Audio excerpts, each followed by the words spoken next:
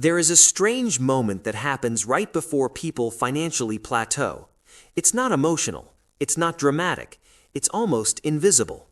It's the moment when life stops asking anything new of you. No urgent learning, no unfamiliar pressure, no situations that force you to stretch or adapt. Everything becomes manageable. You know how to do your job. You know how much effort it requires. You know roughly how much money will come in and how much will go out.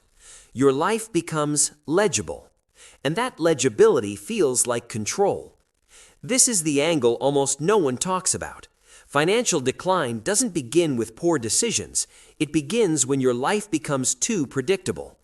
Predictability feels like mastery, but psychologically it signals something else entirely: redundancy. When your environment stops demanding new behavior, your value stops evolving. Not because you're lazy, not because you lack ambition, but because nothing is pulling you forward anymore. Money does not reward comfort, it rewards relevance, and relevance requires friction. The real problem is not comfort itself, it's what comfort removes. It removes tension, it removes urgency, it removes the need to rewire yourself, and humans only rewire under pressure. This is why people can stay successful on paper while quietly becoming obsolete. Their income holds steady while their adaptability decays. They're paid for who they were trained to be, not for who they are becoming. This creates a dangerous illusion. Stability without growth feels like safety, but it's actually delayed exposure. Your nervous system loves environments where outcomes are known. Known outcomes mean less energy spent scanning for threat. So when your financial life becomes predictable, your brain relaxes. But relaxed systems don't upgrade themselves. They preserve. And preservation is not neutral. Preservation in a changing world is regression. The deeper psychological issue is that comfort collapses your learning curve. When nothing challenges your identity, you stop questioning it. You stop experimenting. You stop feeling the sharp edge of uncertainty that keeps perception alive. You become efficient, and efficiency is often the final stage before irrelevance. There's an uncomfortable truth here. Financial failure often comes from over-optimization of the present. You optimize your life to be smooth. You optimize your schedule to be manageable. You optimize your finances to avoid stress.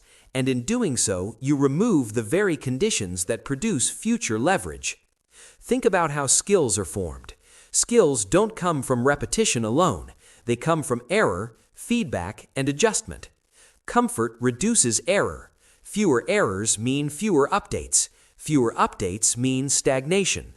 This is why people who stay comfortable for long periods often feel strangely anxious despite everything being fine.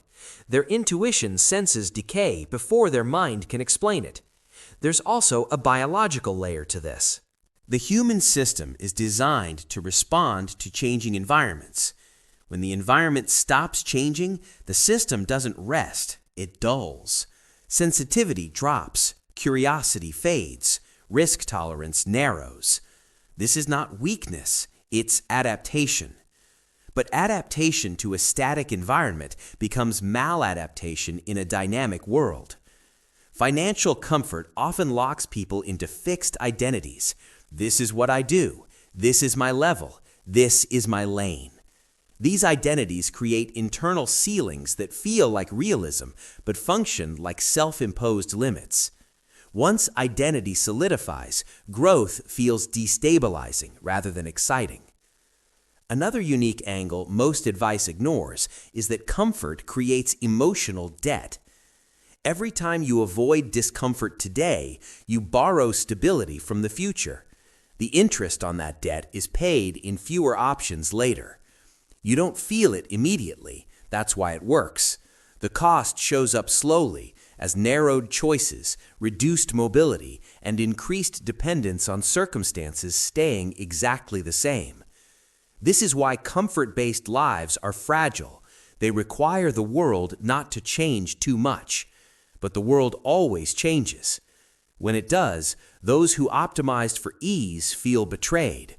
Those who optimized for adaptability feel ready. The solution isn't to seek hardship or glorify struggle. It's to stop building a life that only functions under ideal conditions. Instead of asking whether something feels safe, ask whether it increases your range.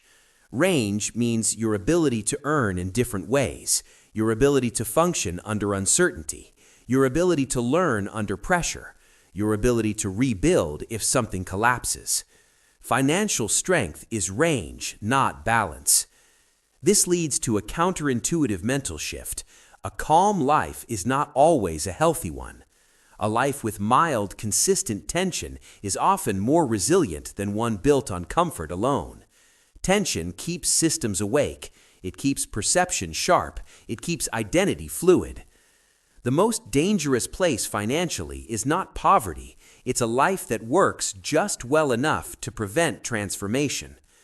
So instead of asking how to become more comfortable, ask how to remain responsive. Responsive people don't need constant motivation. Their environment trains them.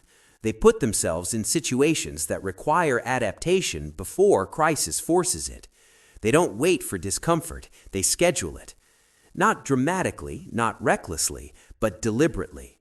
Learning things where failure is likely. Taking responsibility before confidence arrives. Entering rooms where they don't belong yet. These behaviors don't feel peaceful, but they create future peace. The shocking link between comfort and financial failure isn't that comfort is bad, it's that comfort freezes your feedback loop.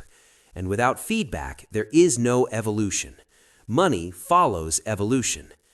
When you understand that, you stop fearing discomfort. You stop interpreting unease as a warning sign. You recognize it as a signal that your system is updating. Comfort becomes a resting place, not a residence. And that small shift changes everything.